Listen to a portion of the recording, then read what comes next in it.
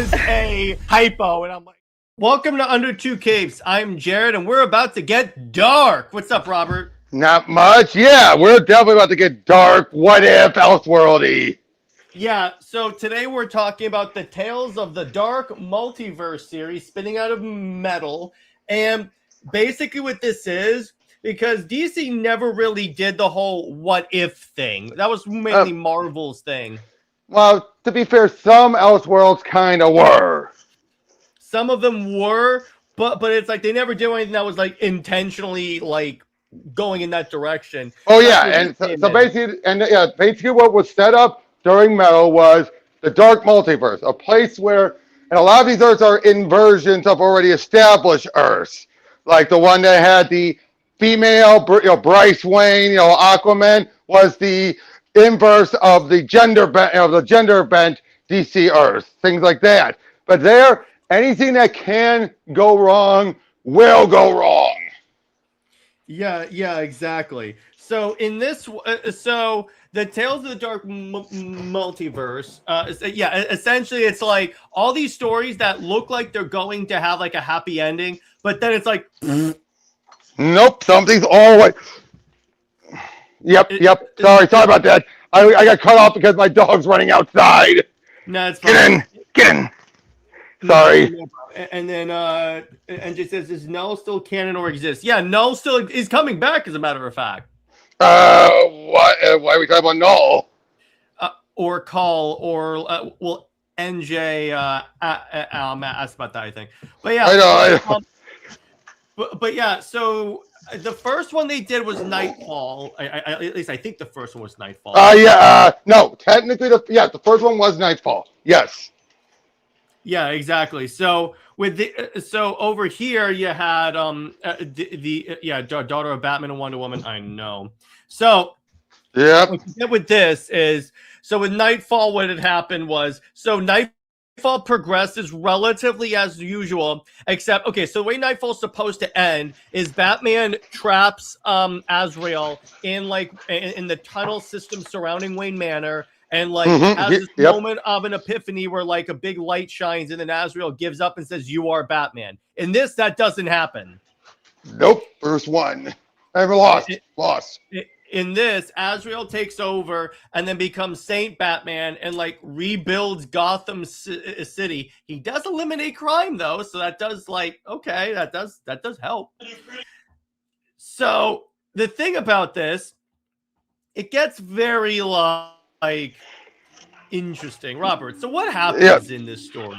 Okay, well, first of all, we find out that Talia and we find out that obviously Azrael had killed Bane, and Bane's son. He has a son. It turns out, and he and Talia work together to try and break Bruce out. Now, by this point, Bruce has been kept, like a part of himself has constantly been removed. Why? Because Azrael every year comes to him and says, "Tell me I'm doing a good job," and he wouldn't. So Azrael would just keep removing a part of his body every time. Basically he looks like RoboCop. It's just a head and a torso and an arm. Yeah, exactly. So what happens is that Bane's son. Yes, Bane has a son who, by the way, the Venom crossed over into naturally. Yeah, naturally. So what happens next is basically they fight their way in. They meet up. They make it. Sorry, hello. With Shiva. Yep, with Shiva. Make their way up there. Fight their way to Bruce, and they give him basically a suit made of nanotech bats. Yeah, and then actually they take over. They defeat Bane. I mean, yep. Except this time, okay, remember how it's like you can never have a good ending with Tales of the Dark Multiverse? Well, Batman goes, "Oh yeah, he was right," and then he dissolves people with bats. Yep, he basically kills off Shiva and Bane's son, and basically says "Oh no, he was actually right. But not the way I was going to do it. I'm now in charge." Yeah, exactly. And then, yeah, exactly. Now remember that this was the one that Scott Snyder actually co-wrote with Kyle Higgins. So it's a case of where he obviously he was setting the standard. Yeah. So then the next one after this was the Death of Superman. Now this one's actually really interesting the way they do this because all right, what's kind of cool is like Superman just died. So with this one, it's Superman's died. Now, here's the thing about this. The Justice League, the official Justice League at the time were like the D-listers. It's why they got their asses kicked. So they did a good job. We still got to give them props for it. They still did a decent job. Yeah. So the story starts right as Lois is holding his dead body, and then like Batman, Wonder Woman, The Flash, Green Lantern. In other words, the actual Justice League, and by actual I mean the ones that we all think about, show up, and then Lois in her monologue goes, "Where the hell were you people?" She even said that to them. I'm like, "Where were you?" It's like, yeah, no kid. Like, okay. It's the fact that they show up right then and in there. That's like, what? You could have shown up at any time, and you show up now. Exactly, and that's the really cool thing that's the impetus.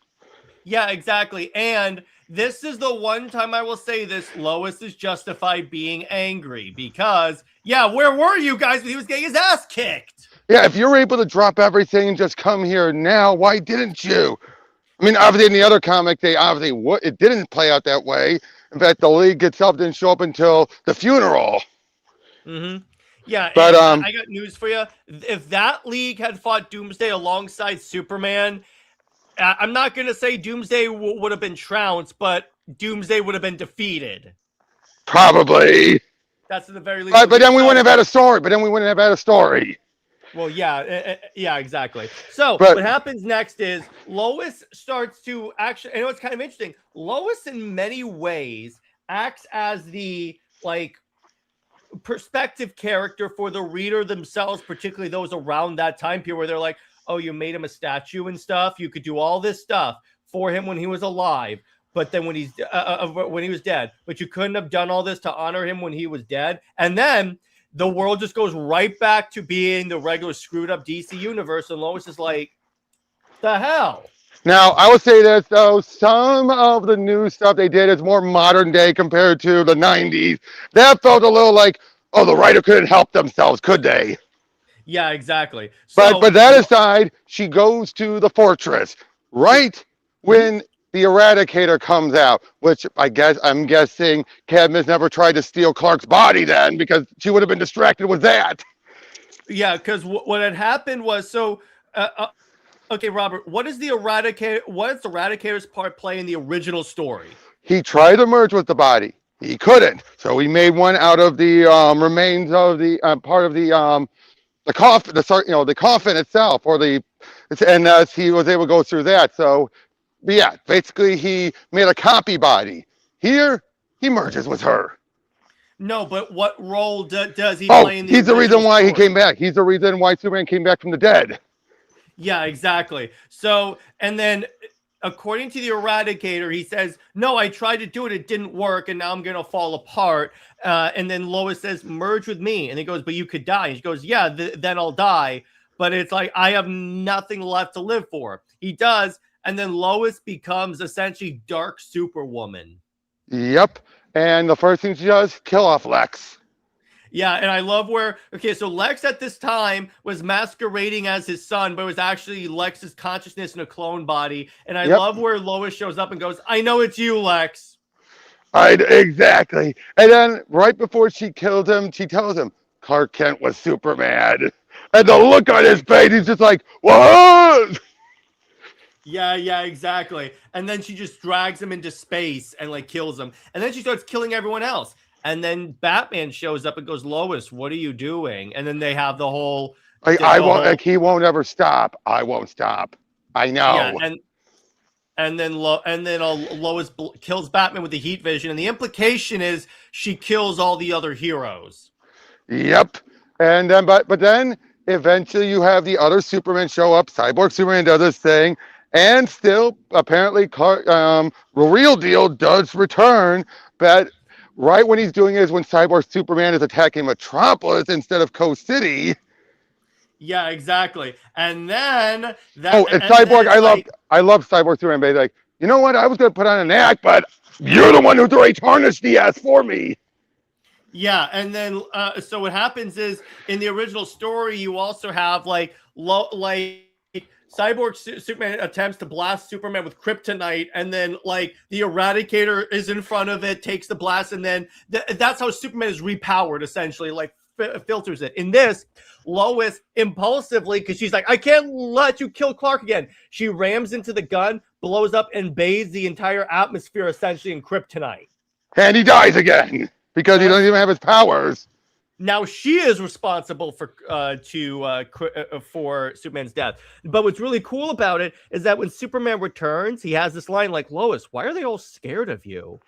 Oh, you have that in addition to Cyborg Superman saying, I was going to put on a big act to tarnish his name, but you've already done it for me. Because that's what Cyborg essentially did. So that was that one. And honestly, of the first two, that was my favorite.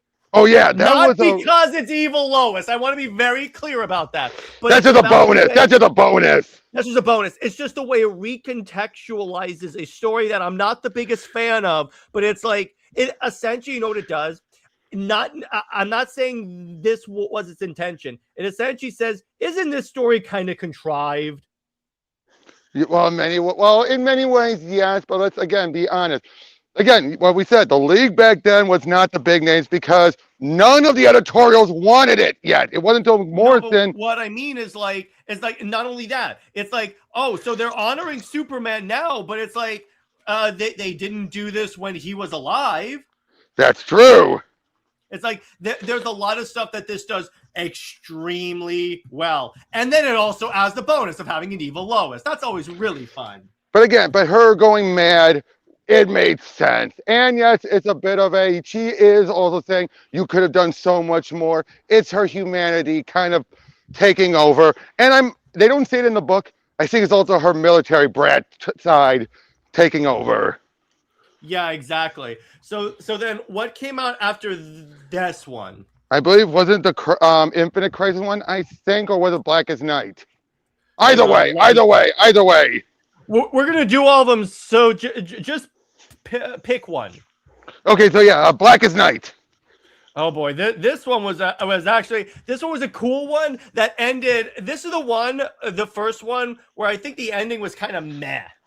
Yeah, it starts off where what if Sinestro botched when he became the white entity?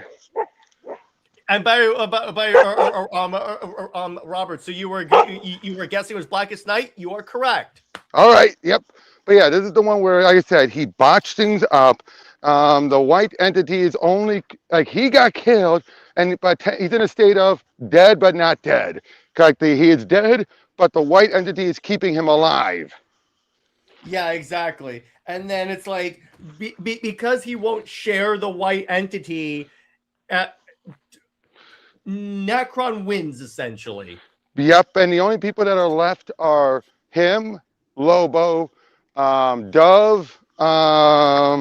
Who else was it? That's left.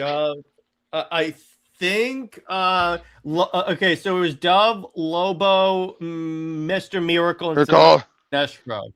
Yeah, and they're trying to find a way because Dove naturally has the white light to use it to bring back life to the universe. Yeah, so the idea is they have to get to the source wall. So we do all this thing, and it's really cool to see like all the different like Black Lantern characters in there again. So they get to the end, and then they discover that essentially this will be rebooting the universe, and Mr. Miracle thought it was going to be like purifying everyone. So he straight up just kills Dove. Yeah, for whatever reason. We could say it's the CS into the Dark Multiverse.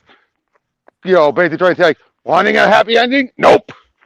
Yeah, because the idea is that they were going to use whoever is like blasted will serve as the template for the new reality. So instead, they have to use Lobo because he has immortal blood. So yes, so But and you because it see makes like everything, but unfortunately, it overrides everyone's genetics. So everyone's Lobo. everyone is a Loboized version, and I go, okay. And of course, Sinestro still refusing to take own up to what he did, but doesn't want to stay there. But Tempest Fugit, who's basically Dan DiDio's creation of a DC's Watcher, refuses to let him out. Yeah, exactly. And then it's like they leave. So this is the one where I'm like the ending kind of fell flat, at least for me. Yep, it was a bigger swerve. I mean, at least with the Knightfall one, you could say Bruce had been broken. Yeah, I'll give you that. So what do you have about Judas Contract? Well, no, that was last. Infinite. We have Infinite Crisis. Oh, I'm sorry. Yeah. Infinite Crisis. Go on. That's the one where what if Ted instead of like he took out Max and takes over Checkmate and is trying though to prevent everything from happening, but in the end he ends up becoming no different than Max. But basically it takes the whole idea of the Aaron whatever Steve Ditko's viewpoint to its extreme of the black and white. There is good and bad only, and eventually he starts taking over. It ends with he ends up killing Booster, which then causes him to take his own life. And then it turns out all of this was manipulation by Brother Eye, so he could take over Ted's body. Yeah, and so essentially it's Terminator. Yep, which it basically fully embraces Brother Eye being Skynet. Yeah, exactly. Which I'm like, okay, that was actually really cool. Now, Judas Contract. Yeah, basically, what if Tara didn't just take herself out? What if she ended up finding things out beforehand and shoots herself up with Deathstroke, the drug Deathstroke had used, makes herself more powerful, and she basically becomes a Earthbender god level. Yeah, exactly. And she takes everyone out, even Superman. So I'm like, that's actually, it's kind of funny. I'm surprised that that actually makes a lot of sense with her power set when you really think about it. Yep, because she needed to be enhanced to do it. Yeah, that makes sense. That makes sense. So I'm like, okay, that's actually a pretty interesting take on the story. The first batch was pretty interesting. Yeah, but exactly. And I would say that the first one they knew what they were doing. The second batch, when we get to it, is when they started to toy with things. Which I have the hardcover collection of the first one. So the first one was Hush. Hush is the one where I'm like, you changed it drastically, but not bad actually. PKJ, I think it's first DC work. Oh, okay. Yeah, and I really enjoyed that one because basically it's what if Tommy Elliott fulfilled his original plan, or somewhat. In this case, he was adopted by the Waynes. That he had them killed, and then he had Bruce committed, so he could have the Wayne fortune. But Bruce become Hush Batman. It's essentially Batman with the Hush bandages. Yep. Oh, and the other thing is like Tommy is propped up by the League of Shadows because he's married to Talia al Ghul. Yep. But of course he's Tommy. Let's be honest. He's just he's just being used. He's being used by them. Yeah. He thinks he's worthy, but he's not.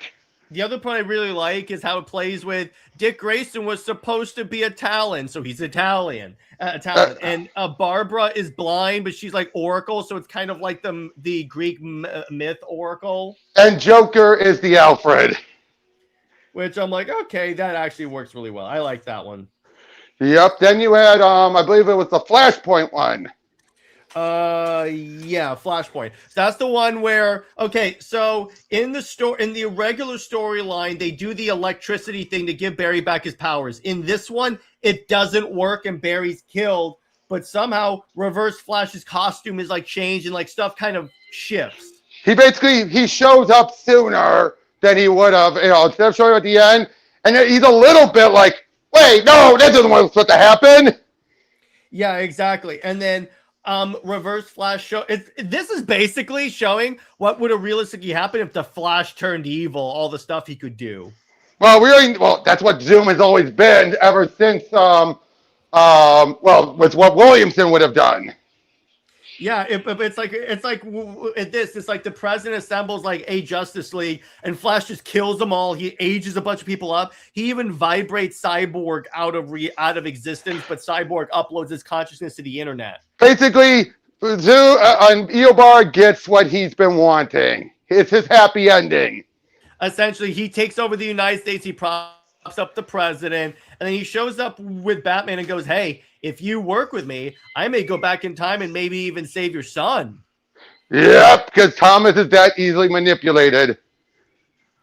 Yeah, and then to stop the war with Atlantis, he runs to Atlantis, kills Aquaman, gives him to Wonder Woman, and says, "Okay, here you go." Yep. And by the way, she goes, "Okay, so now give up, like stop your war." And then Wonder Woman goes, "And if I don't," and he goes, "I won't be merciful." Mm-hmm. I love that. Because that is, yep. Yeah. That was a pretty good one. And then Batman and Cyborg release Superman. Mm-hmm. And Superman fights Reverse Flash. And then what you get is essentially, let's see. So Superman gets killed by Batman because, again, Batman wants his son to be brought back, which I'm like, this is honestly, I would say, a realistic portrayal of Thomas Wayne Batman, I would say. Tevye, why do you say this is the weakest one? We'll tell you why it's a good one. Yeah, exactly.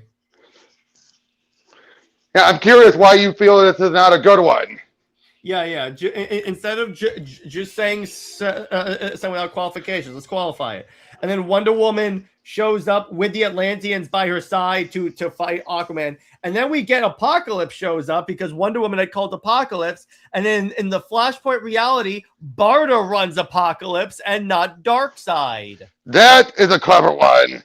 That one, and everyone's saying Barda is, and I'm like, oh, that's actually really cool. Mm-hmm. I dig that. And then Flash runs back in time and saves the Waynes. And then you see, like, essentially he's going to become like the protector of this Earth. And you see like all the other heroes that he creates. So it's actually really cool. You kind of see, this is the one that arguably has kind of a good ending. Arguably.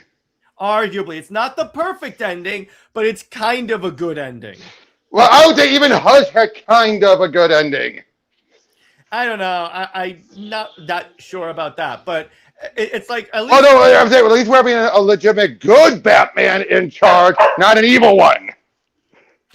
Oh yeah, that is very true. And then we get to the one that had a good premise. The problem is, they didn't have the. It was lazy.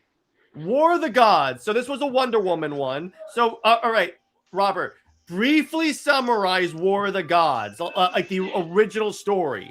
I think you know that a bit more better than I do, to be fair. It's basically a story about. Well, I've never actually read it, but it's basically like the gods fight it's basically this big fight among the pantheons. So in exactly.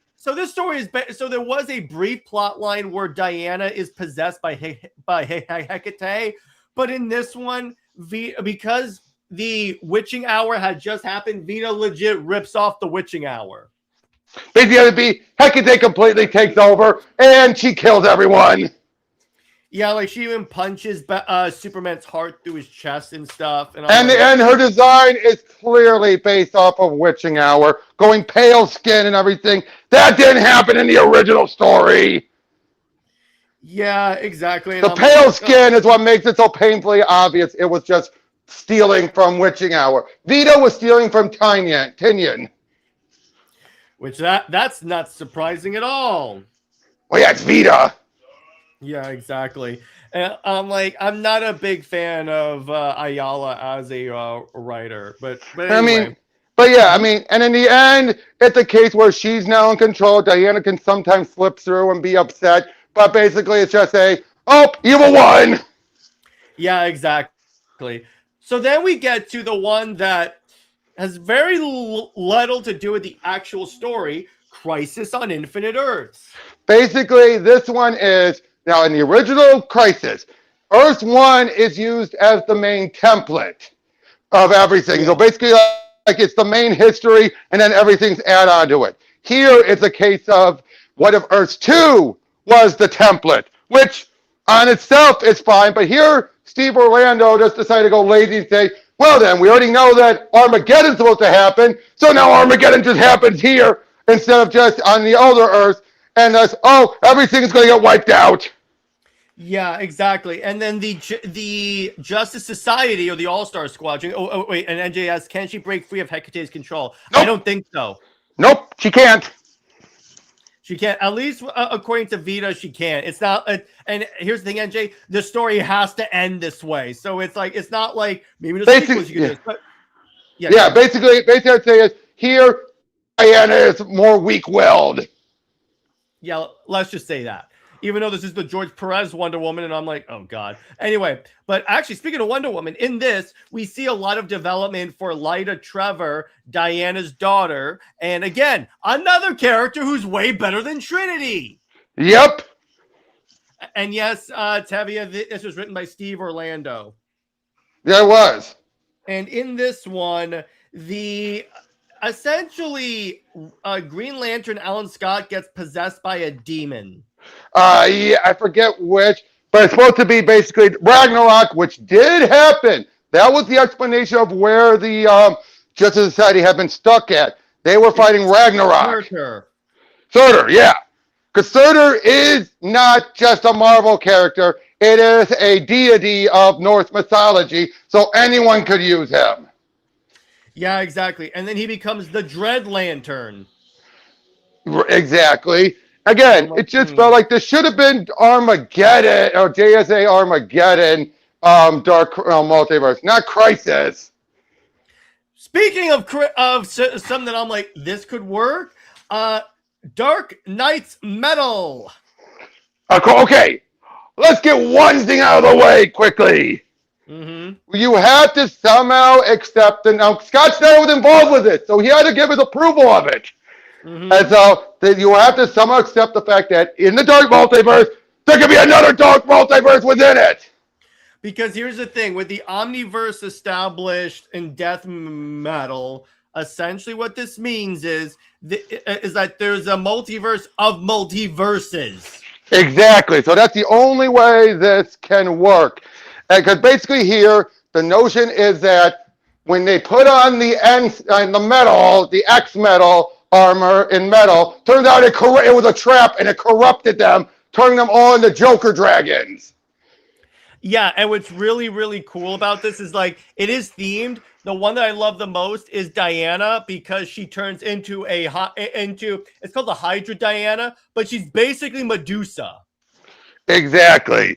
And then basically this is all a celebration of Duke Thomas. Yeah, which is it's written by Scott Snyder, so I'm like, okay. Plotted by, to be fair. This was actually Lansing and Kelly. He Snyder is listed as one of the writers. Good point. Well, I'm gonna go off of that, but I want to show the image of all of the Justice League as dragons because this is actually really cool. And Tevia, well, yes, it is a bit confusing. Like I said, if we can accept that this particular event happened after Death Metal, which again, the Omniverse is a multiverse of multiverse. I mean, you have multiverses coexisting with other multiverses, then it's easier to accept. Yeah. So here's the Hydra Diana. Yep. And honestly, pretty a cool idea. A bit of irony to have her be like Medusa, even though I wish they had instead of calling her the Hydra, but I'm like, okay. And of course, Aquaman is a giant ram, and I'm like, okay. All right, here's something else. I also think this Dark Multiverse is not as potent as the main Dark Multiverse. Like yeah, it's an inferior copy. Yeah, exactly. Because otherwise, these characters would have taken over. And of course, like Superman, the Cryptothrax has like a mouth in his tummy, and Batman is just a giant dragon. Essentially, it's Batman merged with Barbados. Yep. And by the way, yeah, this character right here, that's Duke. That's how tall. That's how massive these creatures are. Yep. And then he's saved by Nightwing, who has like a electric guitar, and he can play a chord. Okay, that's a Scott idea. That is such a Scott idea. That is such a Scott idea. Exactly. It has all the lantern rings. Yep. And basically, by the end, they stop it. Duke then sees Tempest and be like, "What the hell? You've been observing? You couldn't do anything," and beats the crap out of him. Yeah, and you can see all these different like parts of the world now, because it's like Black Canary is like turned into like a siren. The Daily Planet Globe is a deadly creature, and they go and find like Hawkgirl and Hawkman, who's still his giant dragon form, which I think is really cool. And then I think that's what they use as the basis for the other dragon forms. That would make sense. And then Detective Chimp merges with Red Tornado. And then the Flash is just a skull guy. I guess his thing didn't transform him. Yeah, probably. Or you know what? He didn't get the armor. That's true. He didn't. Because as far as I remember, and in fact, actually, the hardcovers, the trades of metal come with the issues that they're essentially lampooning. So let me. Yeah, exactly. The Flash is the only leaguer that doesn't get the armor. True. So that makes sense. And then they travel through. Essentially, the idea is that so they have this like tooth thing that they're going to use as a weapon, and they realize we have to take out Batman because he's the key. We see like the Batman who laughs is here, and they're like, "This is all your fault." And then he has a graveyard called the Ha of Justice, like it's a laugh. Yep. And so they go and fight the dragons. Now, what's cool is that the dragons are not inherently evil. They're being mind controlled, because once you release them from the mind control, they're all like, okay, thank you. Thank you for freeing me, essentially. Yep. So I'm like, well, at least you didn't take that temptation, I would say. Mm-hmm. And it's like, so it ends with, so like I said, yep. So Duke essentially takes the dead Batman dragon thing and makes armor, and then we see Tempest Fugonaut, and because throughout this whole story, Tempest is saying there's an upcoming crisis that I'm going to need to assemble a team of warriors, my own Justice League, to fight, and he hoped that Duke would join, and then Duke, like, essentially, he doesn't kill him, he just knocks him out. People think he gets killed. Yeah, but I think this is why this was meant to tie into death metal. But I think this ending is meant to say, nope, they don't get involved because Duke just threw a wrench into everything. Yeah, exactly. It was kind of funny is South from Comic Pop was talking about when he was doing a interview with Scott for Death Metal. He jokingly asked and goes, "So what role will Tempest Fugonaut play in this storyline?" And then Scott Snyder says, "Not that big of a role." Yep. So I think that the whole point of this was that to show that this Duke kind of threw a wrench into everything. Mm-hmm. Showing that even when he's doing good, he kind of made a mess. Yeah, which I'm like, okay, that's really cool. And him being the like protagonist is just because it was Scott Snyder behind the story. That's why. Mm-hmm. And NJ, Batman Who Laughs was a character that had potential, but then they forced him into literally everything. He became the arc villain for too long. Yeah, exactly. He became the dark side, essentially, of the DC universe for this time period. Yep, between metal and death metal, he was the main threat. Like, remember when he fought Batman and Superman, and then was also the enemy of the Justice League book? Yep, and he he overtook everything. Like Lex was being built up, and then nope, it's the Batman Who Laughs. Yeah, I'm like, no, I really like. You could have had some pretty cool like character development there, but you're like, nah, we're gonna push this other villain that we want you to like, and it was done in a miniseries that bridged it. Yeah, exactly. And I'm like, guys, are you serious? Like, come on. But throughout now they haven't done any since. I would like them to at some point. Yeah, you could do more and maybe have them lead to like a big story that is like the actual paying off of that like crisis thing. And don't make it a crisis obviously, but make it a story that like happens in the background but that like the regular heroes don't know about. Right. Hey, here's the question. How would a Dark Multiverse Doomsday plot go? Ooh. What you could just do is Dr. Manhattan like essentially like Oh, well, I had he my own just idea. undoes the universe. I was thinking, what if we actually go us with some of the stuff that had been planted? What if Oz and future Tim end up you taking over? That could work. What do they do about Dr. Manhattan? Oh, they trapped him and are using his energy. That could work. Because I see future Tim and Oz working together. That's scary. Yeah, exactly. But Jargon says, Tales of the Dark Multiverse. It's funny as dark as this Lois Lane was, she was not the darkest one. Don't forget during the one of the death metal long shots, we had Lois Lane who stole Superman's powers. Where was that? Wait, yeah, where was that? But I will say though, eventually, Marvel would actually do What If Dark, which is essentially this. Right. So here's my idea. So I've told Robert about this, but I'm going to say it here. I figured out how to Dark Multiverse-ize 3 Jokers. What you do is you do it so the 3 Joker story proceeds as usual until the end when Batman is in the armored car with the remaining Joker. So essentially, when Batman has like the Joker by the throat up against the wall, Joker like pricks him without him knowing about it, and then it leads to that essentially that Batman becoming a Joker, the ultimate Joker. But the difference is it's like Dr. Jekyll and Mr. Hyde, where they're 2 separate personalities. We can even do it like with Moon Knight, where Batman wakes up somewhere and he goes, "How the hell did I get here?" And then eventually the Joker takes over, and Jason has to kill Batman, thus assuming the mantle. The thing is, he becomes a Batman who kills people because he sees it as vindication. See, if you had let me kill the Joker, this never would have happened. Right, exactly. By the way, Kevin pointed out it was in that last story of the DC universe. Okay, cool. I will definitely check that out. Another one I had is Superman Doomed. In this one, so Doomsday, the Doom storyline where Superman is turning to Doomsday happens as usual up until the deciding point of when Wonder Woman's about to chop off his head because she says, "You made me choose. You made me promise I wouldn't let you get this far." So she does kill Superman. But then the Doomsday virus corrupts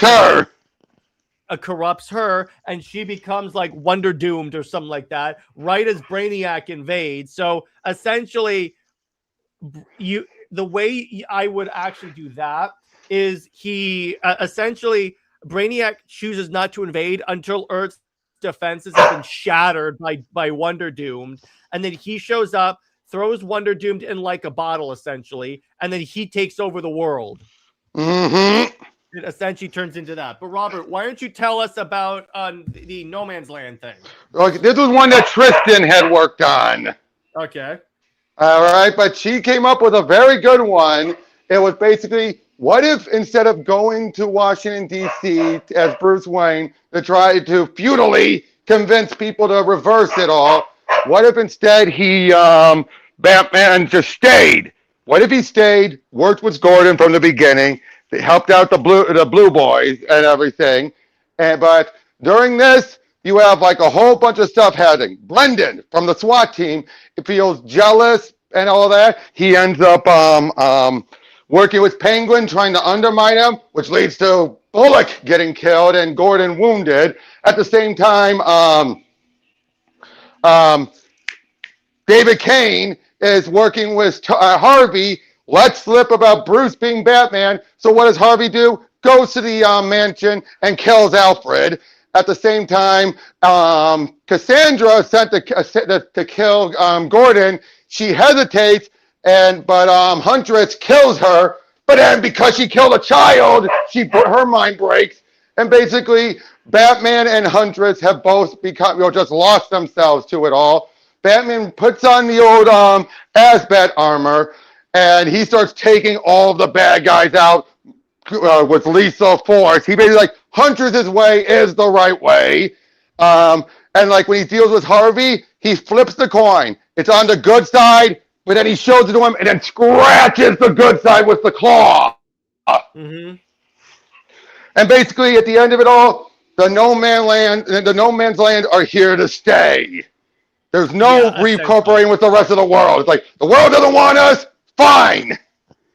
Exactly. That works really well. And then for all of you in the comments that are going to ask, what would be your idea, Jared, for a Dark Multiverse Wonder Woman story where it's in the main universe? That's my idea.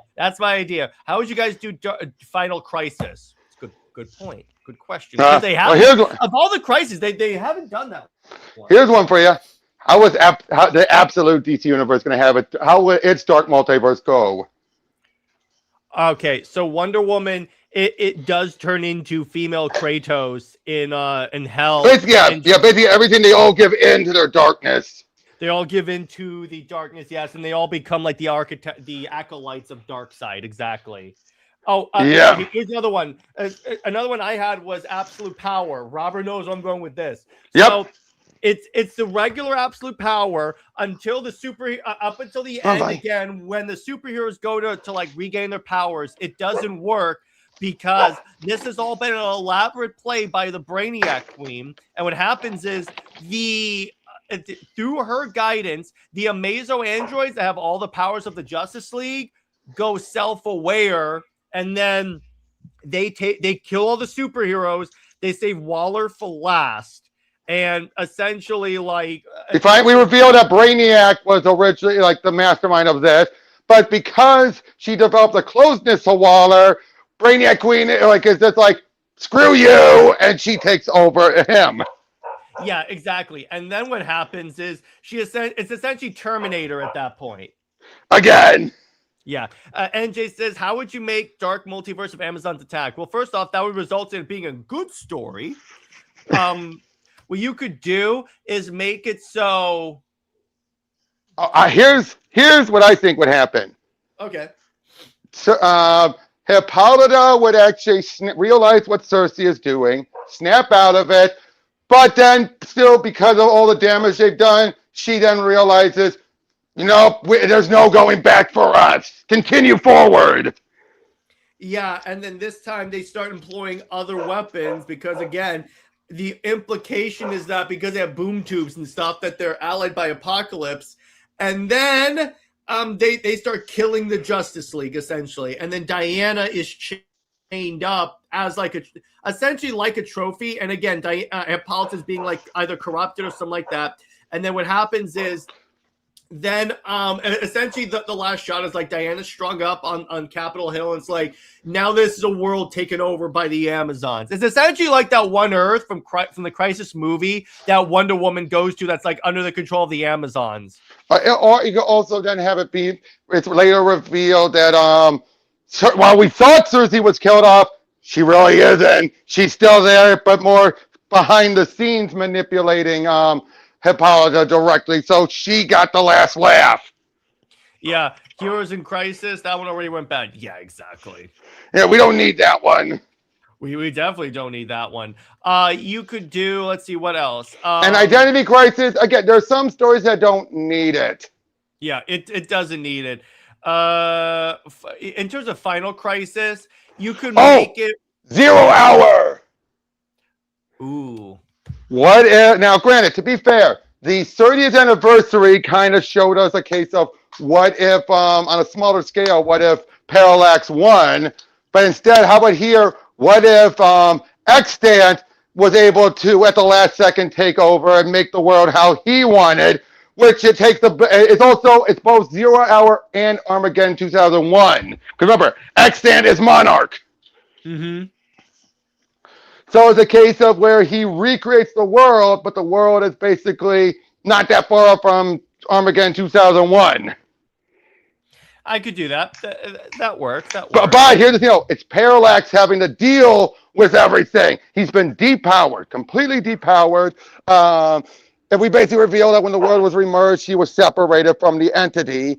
And Hal is now trying to make up for what he did. Mm-hmm. How's that sound? I like that. That works. And wasn't Monarch technically Captain Adam? Yeah, exactly. Well, that was the original plan, but then they made it be Hawk. Because everyone guessed it was him. Oh, no, there was a leak. There was an actual leak. Oh, yeah, exactly. And they decided to overreact and then say, okay, never mind. Yeah, exactly. But yeah, so what other Dark Multiverse stories would you guys like to see? Because there's like a lot that you could actually do. But not everyone. Let's be honest. Not every story needs that. Yeah, exactly. Like I said, Identity and Heroes in Crisis, those aren't the type of stories where you could really have one.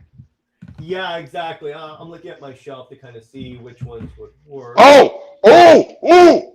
Flash of Three Worlds, but instead of Jay Garrick, it's Johnny Quick from Earth 3, the Crime Syndicate Earth. Oh yeah, that works. That's one where like he decides, hell, if I could travel the universe, I'm gonna find one where I'm the only hero and I'll just rule it. Exactly. A countdown to Final Crisis is not really an event, Tevia. No, I mean, granted, is that one that could be done? Yes, but I think 52 would have more potential. 52. Oh, Black Adam just. Oh, World War III. Yes, I got it. Black Adam loses control of his powers and accidentally blows up the Earth. And kind of a quick ending. Because he was so consumed with rage. Wally, but his mind was shattered from being erased. And it's like Red Death when he has Wallace in his mind trying to convince him this won't solve anything. That's honestly a pretty good idea. I like that one. But what would that be tying into? Oh, yeah. Oh, I got it. Here's one.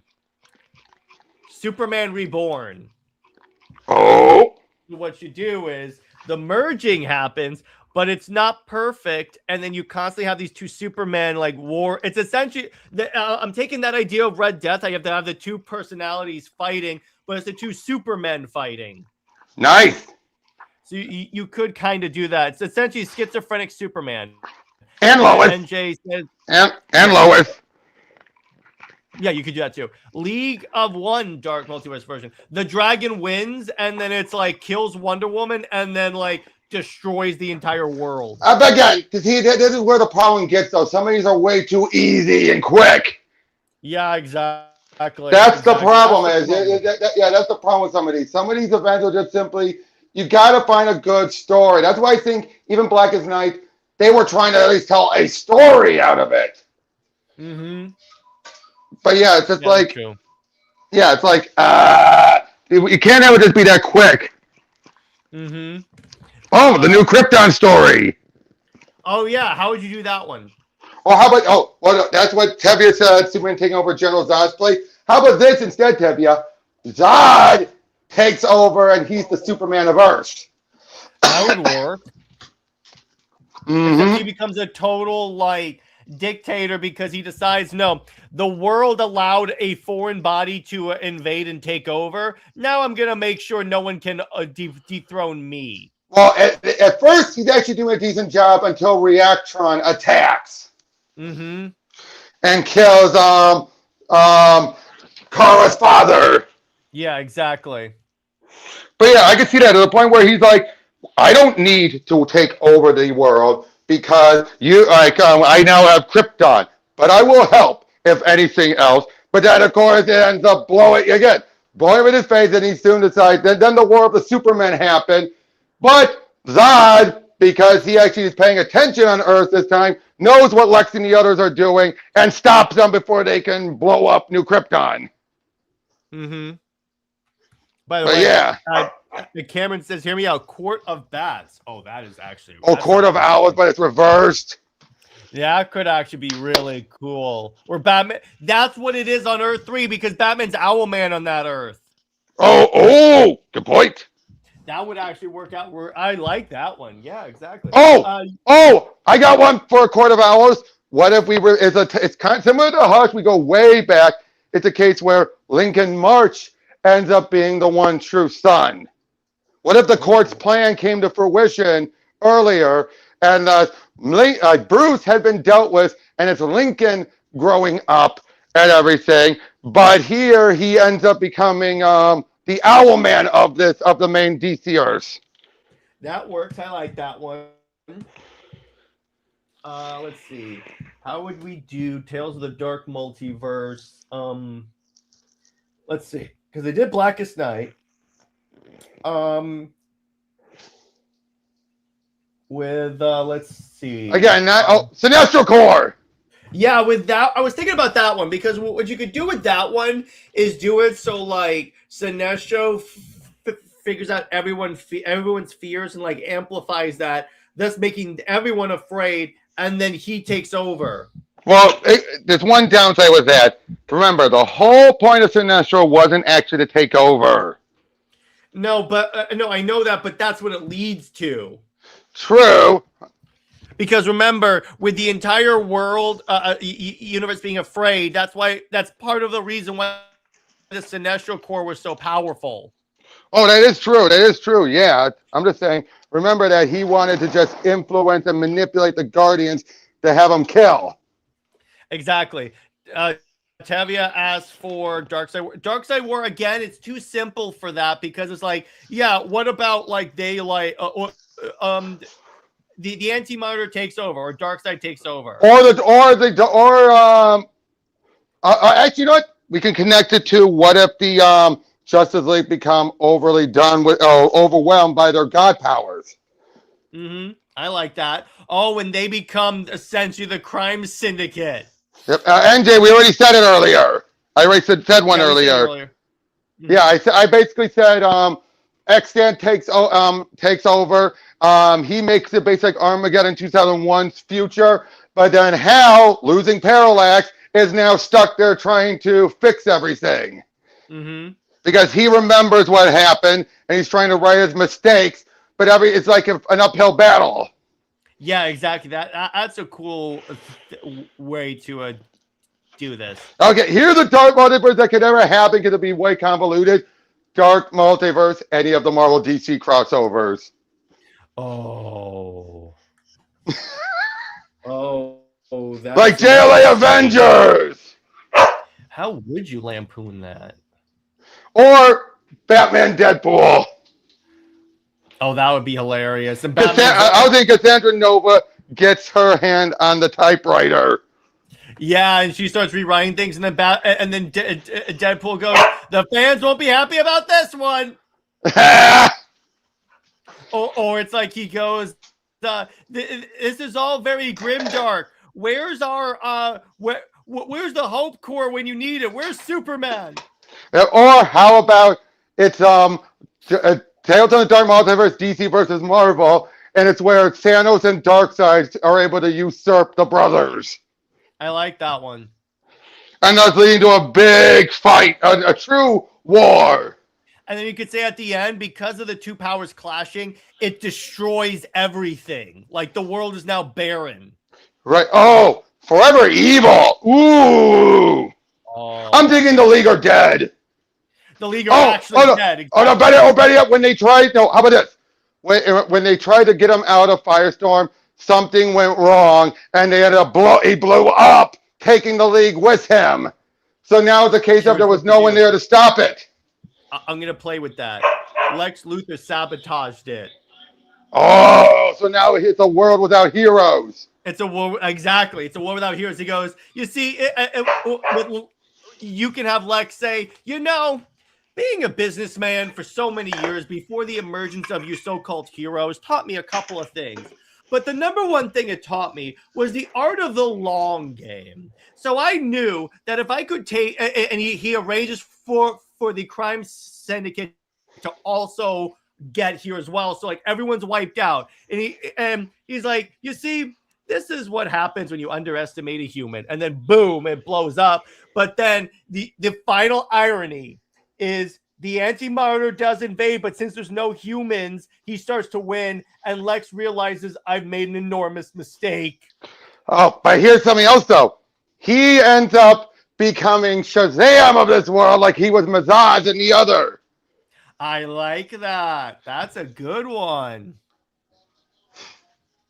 That would actually be really cool to see that. And it's because the Wizard has no other choice. Yeah, he's like, you are the only one that, the only hero alive, so I don't have a choice. Or it could be a case of because Black Adam we don't have him get killed off, but he ends up keeping his mouth shut for a while, forces him to say the word, but he takes the lightning bolt. Yeah, exactly. So it's like Black Luther, but he still calls himself Shazam. Yeah, exactly. That works. I like that one. Here's the thing. There's so much that you could actually do for like a Tales of the Dark Multiverse thing. Really, it's like there's any number of things you could actually do really well. Agreed. You just need to have the proper creative in charge in order to do that, which they're doing it. So it's like at the very least, you have these opportunities. Superman, last son of Krypton, with Chris Kent going after Superman. Oh, basically, in that case, that's very easy. He's basically the way Lord Zod is currently. Yeah, exactly. He's that. Yeah, instead of being an innocent boy, he's just putting on a fake disguise. Act. He's Brightburn. Yeah. And then you could have it where after Zod actually invades because he succeeds. He like takes out everyone else. And then Chris takes out Zod because he goes, "You're weak, father." Exactly. That's I got one. All right. Dark Multiverse Super Sons. How would you do that one? I'm thinking it's basically set in the Batman 666 future. Oh, yes, that one works. And we see that John has been corrupted and manipulated by Damian. I got another one. And I mean this seriously, so hear me out. Trinity, daughter of Wonder Woman. Here's what I mean by this. I was considering one too. Here's what I would do with this. The story relatively goes through it. But what happens is Trinity changes certain things in each of the timelines she goes to. Then it's revealed at the very end that she is actually matriarch. Like in this Earth, it was like Diana did not make Trinity. She like adopted matriarch. But it turns out when Trinity, this was all a machination by Strife, because Strife told her, you know what, Strife represented it like Diana's actions led to Emily's death. So Trinity has been plotting her revenge the entire time. So essentially, Trinity uses the time thing and makes it so Wonder Woman never existed. Nice. And yep, you know what? That would be more. You know what? They had a little bit of a twist. There actually was an Elizabeth, and we have the two younger versions, but adult Trinity or Teen Trinity for the real twist is posing. Yeah, exactly. It's like you other two die. Yeah, but they like Kelly first kills off the toddler, and whichever the one that isn't the evil one says, "They're an idiot. You just doomed us." Except I'm not you. Exactly. And by the way, NJ, yes, that would be World War III, but that happened without the Trinity, as a matter of fact, because that was during the 1 year when they were like alone. That was during 52.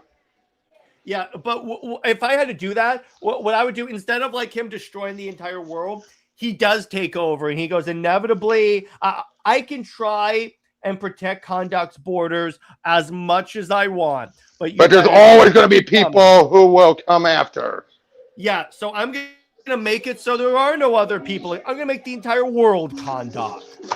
Exactly. And then the last shot is the iconic picture of him on the throne, but it's like all the other heroes are either kneeling before him or dead. Yep. And then he says, I am the god now. Exactly. Again, there's plenty. I would actually do that. Yeah, again, there's plenty we can do. There's plenty of Aquaman stories that could be done with Atlantis. Oh, I got it. Here's what you do. You do the storyline of Throne of Atlantis, but Aquaman is assassinated during the battle, and Orm does take over. But Mhm. no, here's what you do. No, I got it. Volko arranges for Arthur to be assassinated, but make it look like a surface dweller did it. So Orm turns completely against the surface and floods the earth. Oh, nice. And at the end, he then, once he realizes he's been manipulated, he Exactly. actually He regrets then kills it. and then he kills Volko and says, "Why did you do that?" He goes, "Yeah, now Atlantis will be 100% safe because there is no surface world." So I think, though, Orem would regret it, everything. He would, and then he goes, Because that's, again, playing up what Jeff was writing him up as, yeah, he was never a full villain. Again, Orem was another case, not to the same degree as Sinestro or Black Adam, but still a case of the whole looking back and you realize, is he really pure evil? Well, yeah, and what you can do is Volko goes, I only did what you were going to do, and then Orm says, "I didn't want you to kill my brother." Exactly. Yeah, and then he like stabs and says, "That's for Arthur." Exactly. And then it's like it's a Pyrrhic victory because yeah, Atlantis now rules all of Earth, but there's no one else. Mm-hmm. But yeah, but Tevia asked about Legion Lost. Legion lost. Legion lost. Which is the best Legion, but we flip it with Tales of the Dark Multiverse Superman. What do you mean by that? I don't know what you mean by Legion lost being I thought Great Darkness Saga was the best story. Yeah. Oh, well, unfortunately, that one, I could think about doing it, but then it's like Darkseid wins. No, Our World's at War is not a Darkseid story. No. Imperiac story. I know, no. I know, no. I think NJ's just throwing that out as another suggestion. I don't think they're guessing what Tevia was saying. No, yeah. Would you guys still do the whole Bat League against the other heroes, or in the case Dark Leaguers fight them? I would do Dark Leaguers, like actually dark versions of the League. Essentially, is what I would. I think that's what everyone was expecting in Death Metal.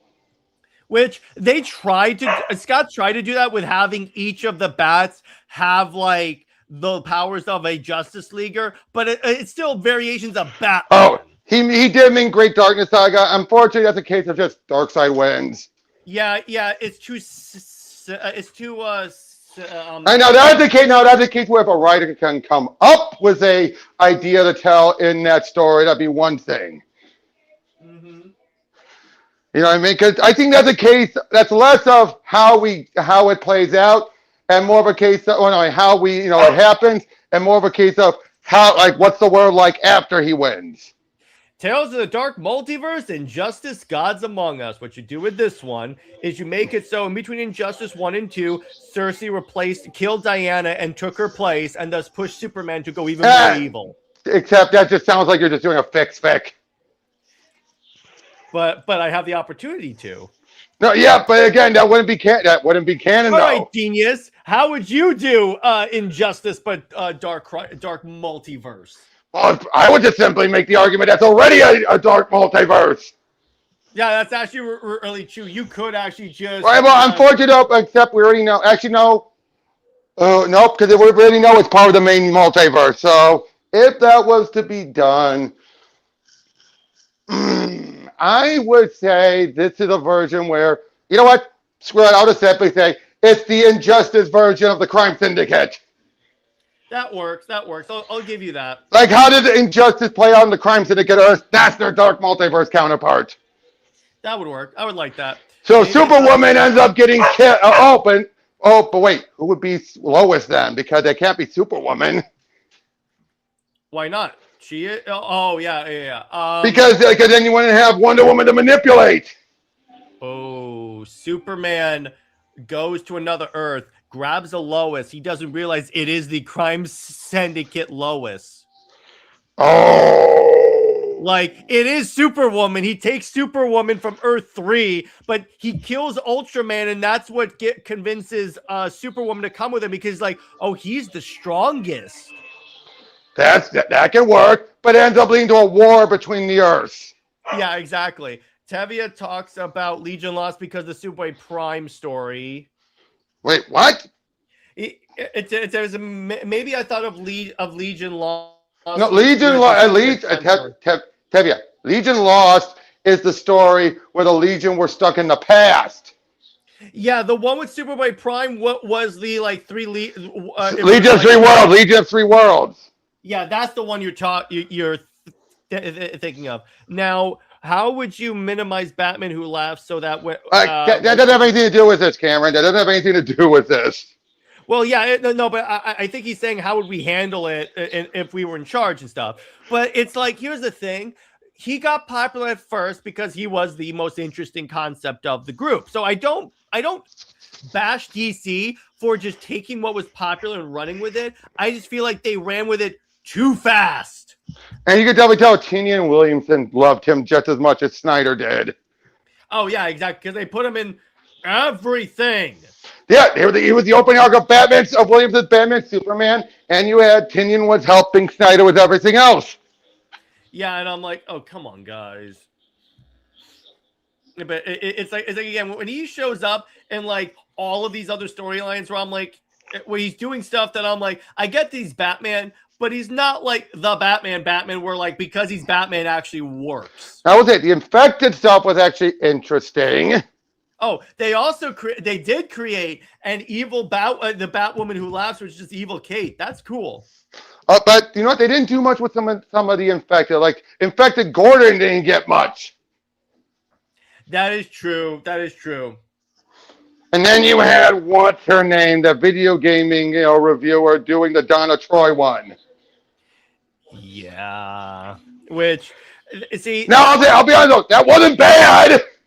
No, but here's the thing. Again, great like potential with like all these with these Secret Six essentially being control. I'm like, okay, that's actually really cool. The problem is you didn't do anything of note. Now, the best part though is at the end where they're scared to approach Wonder Woman and she's like taking out her frustration on the creatures, and I love the line where she takes out the lasso and she says, "I never thought I would ever have to use this on you."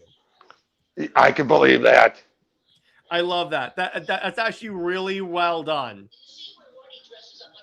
But yeah, but and Tevia, to answer that, I don't know. Again, when it comes to the Legion, they have plenty of stories you could do, but it's less about. Most of them are still very simplistic in that just things went wrong. It's more that we'd have to actually put more effort into thinking what would happen in the world where the bad outcome came. Yeah, exactly. Okay, so because otherwise the kid's like, oh, they lost. It's like, okay, what happened next? That's what you have to really put in some effort into. Yeah, and honestly, doing the Legion, that is really complicated. So I would honestly just avoid it and focus on singular characters. Yeah, exactly. Right. Unless there can be a Legion story, like an overall Legion story, deals with how about this? They're fed up with their history constantly changing. Okay. So they try and like go throughout I got it. They go to all of the reboots and try and stop them from happening so they can stop the constant timeline changing. Yep. And in the end, they become the Bendis Legion, the worst possible Legion. Oh wait, I said his name. Why did you say that name? Worth it. I was waiting to see if you would catch it. But yeah, worth it. So let me ask you this, Robert. Before we wrap up, let me ask you, which of the Dark Multiverse stories is your favorite? Oh. Probably a tie between Death of Superman and Knightfall. Yeah, because the first two were like god tier good. Because you had, yes, the evil Lois was a nice bonus, but you also had a story that really dealt with like the effect of Superman and the like sort of like surface level mourning and stuff, and then it's like, then with the part I didn't like about Knightfall though is that it was a little predictable, where it's like, oh yeah, there's no way it's gonna end it this good. Oh yeah, and then he turns evil. Okay. Yeah, but at least they had a better explanation. But I would definitely say up close, very close, third would be Hush. Yeah, Hush is honestly underrated, I think. I think that's one of the ones where I'm like, okay, I really like, because I like seeing the world building and how everything changed and stuff. And again, it was such a drastic one. Mm-hmm. Because it was set so far back. But definitely worst. Yep. Weakest ones would definitely be Crisis and then War of the Gods. Yeah, honestly, Flashpoint is also another one where I'm like, oh, that's pretty good. Yep. Now, I'm surprised NJ hasn't reacted much to when we talked. I don't think NJ stopped by when we were talking about the War of the Gods one. Yeah, it's one of those ones, NJ, where it's like she just ripped off another person's story, really, like Tom King. Yeah, but I think even more flippant. Even more, yeah, because it was. I'm sorry, this particular one was more flippant because they went with her being pale, which again was only a witching hour thing. And here's the thing. The witching hour had just happened. It's not like where King rips off Immortal Beloved, and that's a story from like the early 2000s.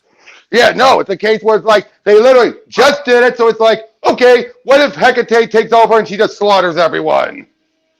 Yeah, I'm like, so it's that storyline. Okay, I see what you're doing there. And again, it's the fact that they went with her being all pale and everything just really hammers it in.